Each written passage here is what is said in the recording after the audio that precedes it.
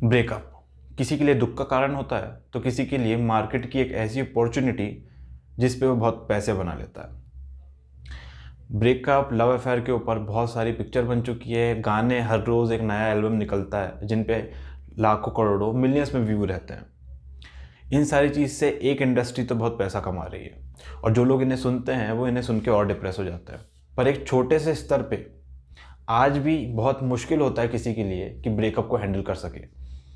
कुछ केसेस में ये इतना सीरियस मैटर हो जाता है कि लोग सुसाइड कर लेते हैं। So hello everyone, my name is Mayank और आज हम बात करेंगे कि ब्रेकअप हर्ट क्यों करता है और इसे किस तरीके से ओवरकम किया जा सकता है।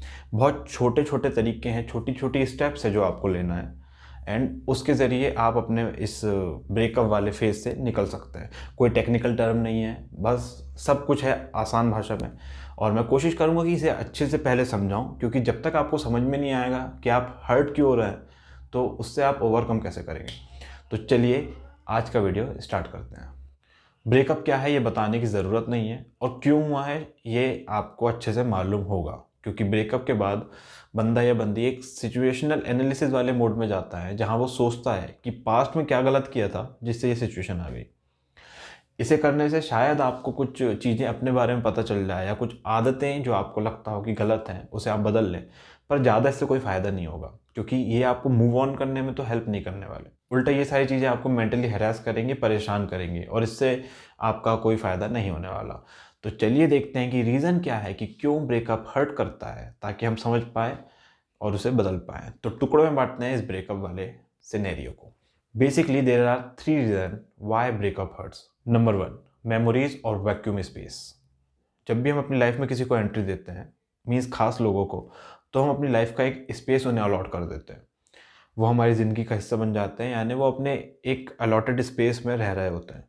बट सडनली एक दिन वो चले जाते हैं किसी भी कारण से, तो वो जो वैक्यूम क्रिएट होता है वहाँ पे उनके स्पेस में, वो हमें परेशान करता है क्योंकि ये खालीपन महसूस कराता है। और ये वैक्यूम जुड़ा होता है बहुत सारी मेमोरीज से जो हमने उनके साथ क्रिएट की होती है। एंड अभी क्या होता है कि वो वैक्यूम के कारण हम मेमोरीज के अंदर जाते हैं और वो मेमोरीज हमें बहुत परेशान करती हैं। अब आप कोशिश करते हैं कि वो सब भूल जाएं, जो कि पॉसिबल नहीं है क्योंकि आप पे कंप्यूटर नहीं है। तो यहाँ पे आपको परेशानी होना चालू हो जाती है। मतलब ये ऐसा ही है कि आपके साथ मेमोरीज ऐसे जुड़ी हुई हैं और आप उन्हें खींच के निकाल रहे हैं, तो यहाँ तो तकलीफ होना बनती है। पर ये बहुत ज़रूरी है कि अगर ऐसी कोई मेमोरीज़ है आपकी लाइफ में जो आपको परेशान कर रही है तो उसे किसी न किसी तरीके से वर्कआउट किया जाए। अदरवाइज़ वो लाइफ टाइम आपके साथ जुड़ी रहेंगी और जब भी आप वहाँ देखेंगे तो आपको परेशानी होगी। Number 2, needs and requirement. किसी रिलेशनशिप में जाने का कारण यही होता है कि हम अपनी रिक्वायरमेंट्स और नीड पूरी कर सकें। ये सेक्सुअल हो सकती हैं, इमोशनल हो सकती हैं, साइकोलॉजिकल या फाइनेंशियल भी हो सकती हैं। जब ये नीड हमारी कंप्लीट नहीं होती और हम देखते हैं कि इन्हें कंप्लीट करने के लिए कोई है नहीं, क्योंकि वो स्पेस तो खाली हो चुका है जहाँ से ये नीड कंप्लीट होती थी, तो हमें ये बहुत हर्ट करता है बिकॉज अब ये नीड हम कंप्लीट नहीं कर पा रहे हैं। Number 3, psychological and social aspect. कुछ केसेस में ऐसा होता है कि लोग अपने गर्लफ्रेंड या बॉयफ्रेंड को एक प्राइड बना लेते हैं और शो ऑफ करने का उनका एक ज़रिया बन जाता है।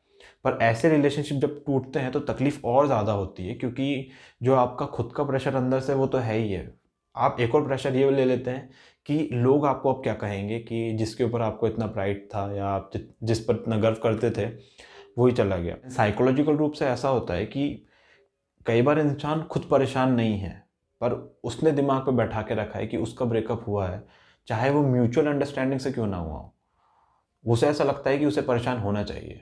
ये सब कुछ सबकॉन्शियसली होता है और इंसान समझ नहीं पाता कि उसे तकलीफ किस बात की है। So these are the 3 reason जिसके कारण ब्रेकअप हर्ट करता है। तो चलिए बढ़ते हैं आगे और देखते हैं कि हम ऐसा क्या कर सकते हैं जिससे ये ब्रेकअप वाली सिचुएशन से हम ओवरकम कर सकें और ब्रेकअप हमें हर्ट ना करे। Number 1, don't plan for another relationship so frequently. ये बहुत बेसिक सी एडवाइस हो गई है आजकल कि किसी का रिलेशनशिप होता है तो जो उसके आसपास के दोस्त हैं वो उसको ऐसी सलाह देते हैं कि चल ठीक है, हो गया, अब किसी और को ढूंढ ले, या तेरी उससे बात चल रही थी तो उसके ऊपर ट्राई मार। ये बहुत गलत एडवाइस हो सकती है किसी के लिए भी, क्योंकि जब आप एक रिलेशनशिप के अंदर हो, आई टोल्ड यू कि बहुत सारी चीज़ें आप क्रिएट करते हो, वैक्यूम क्रिएट होता है एंड मेमोरीज आप क्रिएट करते हो, तो वो आपसे अभी जुड़ी हुई हैं, अभी आप उससे बाहर नहीं आए हो। अगर आप दूसरे वाले की भी मेमोरी ले आओगे, दूसरे रिलेशनशिप के अंदर भी घुस जाओगे, तो सेम चीज़ होगी और यहाँ पे और ज़्यादा परेशानी होगी। तो सबसे पहला काम ये है कि अगर आपका ब्रेकअप हुआ है तो इसके बारे में इतना जल्दी मत सोचिए कि आप किसी और के साथ रिलेशनशिप में चल जाएं। पहले ये श्योर करें कि पिछले वाले रिलेशनशिप से आपको कोई भी एक्सपेक्ट में प्रॉब्लम ना हो रही हो। अदरवाइज आप नेक्स्ट जिसके साथ रिलेशनशिप के अंदर जाएंगे उसको भी परेशानी में डालेंगे और खुद भी परेशानी में रहेंगे। Number 2, explore new things. Explore new things से सिंपल मतलब होता है कि नई चीज़ एक्सप्लोर करना या अपने प्री एग्जिस्टिंग पैशन के ऊपर ज़्यादा ध्यान देना। ये मैं इसलिए कह रहा हूँ कि जब ब्रेकअप होता है तो आपको अपने लिए टाइम चाहिए होता है कि आप उसे हील कर सके। लेट सपोज किसी को 3 महीने लगने वाला है, मोटा मोटी हम बात कर रहे हैं। 3 महीने तक अगर वो इस दुख को लेकर बैठा रहेगा कि मेरा ब्रेकअप हो गया, मेरे साथ कितना बुरा हुआ, तो जो टाइम है ना वो और धीरे निकलेगा। क्योंकि जब आप पेन में होते हो टाइम ऐसा लगता है बहुत धीरे निकल रहा है, और जब आप खुश होते हो तो टाइम बहुत जल्दी निकल जाता है। या आप बिज़ी रहते हो तो टाइम बहुत जल्दी निकल जाता है। तो बिज़ी होना, सिंपली भाषा में इसको कहें तो ऐसा तो नहीं है कि आप किसी भी चीज़ में बिज़ी हो जाओगे। आपका ब्रेकअप हुआ, आप अंदर से तकलीफ़ में हो, तो आप कुछ भी करने जब बैठोगे तो आपका ध्यान ही नहीं लगेगा। तो हमको एक ऐसी चीज़ पकड़ना है जो आप आराम से बैठ के कर सको, जिससे आपको फ़ायदा भी हो और ये आपका टाइम भी आराम से निकाल दे। अगर ब्रेकअप हुआ है तो नई चीज़ एक्सप्लोर करना स्टार्ट करो। रिलेशनशिप के अंदर मत भागो तुरंत से किसी और, एक कुछ नया एस्पेक्ट अपनी लाइफ में ट्राई करने की कोशिश करिए। Number 3 and most important, don't listen emotional music. एक और कॉमन एडवाइस है जो कहते हैं कि गाने सुनो, म्यूज़िक सुनो, उससे आप हील हो जाओगे। म्यूज़िक बहुत अच्छी चीज़ है, नो डाउट, पर जिस फेज़ में आप हो और जिस तरह के गाने आजकल मार्केट के अंदर आते हैं, म्यूज़िक इंडस्ट्री के अंदर एक तो लव स्टोरी और इमोशनल वगैरह वाला पूरा एंटरटेनमेंट उस टाइप की चीज़ें भरी पड़ी हैं 80%। इसलिए भरी पड़ी हैं क्योंकि उनको मालूम है कि इस पे बनाओ, लोग आराम से कनेक्ट कर लेंगे और दिन भर लगा के बैठ के देखते रहेंगे जबरन में। अब ऐसा हो गया है आज के टाइम पे, 4 महीने का किसी का रिलेशनशिप था और वो ब्रेकअप के बाद 6 महीने तक उन गानों को लेके बैठा हुआ है उस तकलीफ़ में कि मेरे साथ किसी ने ऐसा किया था। तो म्यूज़िक इसलिए मत सुनो क्योंकि वापस आपको मेमोरी में लेके जाएगा। आप यहाँ से सुनोगे और यहाँ पे अपने खुद के ख्याल बनाते रहोगे। ये डेफिनेटली हर्ट करेगा और आप समझ नहीं पाओगे मैं इतना कोशिश कर रहा हूँ, इतना टाइम हो गया, भुला क्यों नहीं पा रहा हूँ उसको। ये मेरी बातों पे भरोसा ना हो तो खुद करके देख लेना, जब भी इमोशनल म्यूज़िक सुनते हो किसी की याद आ जाती होगी, आप उसको भुलाने की कोशिश कर रहे हो तो उस म्यूज़िक को सुनो ही मत, उसकी याद भी नहीं आएगी। Number 4, flexible on thought. Breakup के बाद अपने आप में एक सोच बन जाती है कि लड़के ऐसे ख़राब होते हैं, धोखा देते हैं, या लड़कियां ऐसी होती हैं, धोखा देती हैं। तुम्हारा जो एक्सपीरियंस हुआ है वो सिर्फ लाखों करोड़ों लोगों में से सिर्फ एक के साथ हुआ है। उस बेस पे तुम ये अपना ओपिनियन बना रहे हो कि लड़कियां ख़राब होती हैं, लड़के ख़राब होते हैं। पहली चीज़ तो अपने आप में गलत है क्योंकि तुम एक बंदे के एक्सपीरियंस के साथ या एक बंदी के एक्सपीरियंस के साथ हर किसी को जज कर रहे हो। इससे क्या होगा कि जब नेक्स्ट टाइम तुम्हारे पास शायद तुम किसी अच्छे व्यक्ति के साथ रिलेशनशिप में जाने वाले होगे तो तुम इस कारण से नहीं जा पाओगे क्योंकि तुमने पहले से ओपिनियन बना के रखा है कि लड़के या लड़कियां तो ख़राब होती हैं। तो फ्लेक्सिबल रहो थॉट में, जो हुआ वो एक व्यक्ति के साथ हुआ है और उसमें तुम्हारा भी पूरा योगदान था, तुमने भी कुछ किया होगा इसलिए हुआ। कोई भी ओपिनियन सिर्फ एक रिलेशनशिप के कारण मत बनाओ। 5th पॉइंट, जो मुझे शायद पहले कह देना था पर मुझे लगता है कि अगर किसी का ब्रेकअप होता है आज के टाइम पे तो बहुत सारे केस में तो ऐसा होता है कि लड़ाइयों से लोग अपना ब्रेकअप ख़त्म करते हैं, जो कि बहुत लगता है अच्छी चीज़ नहीं है। तो यहाँ तो वैसे ही ये सब हो जाता होगा। तो 5th पॉइंट ये है, कट डाउन द कनेक्शंस।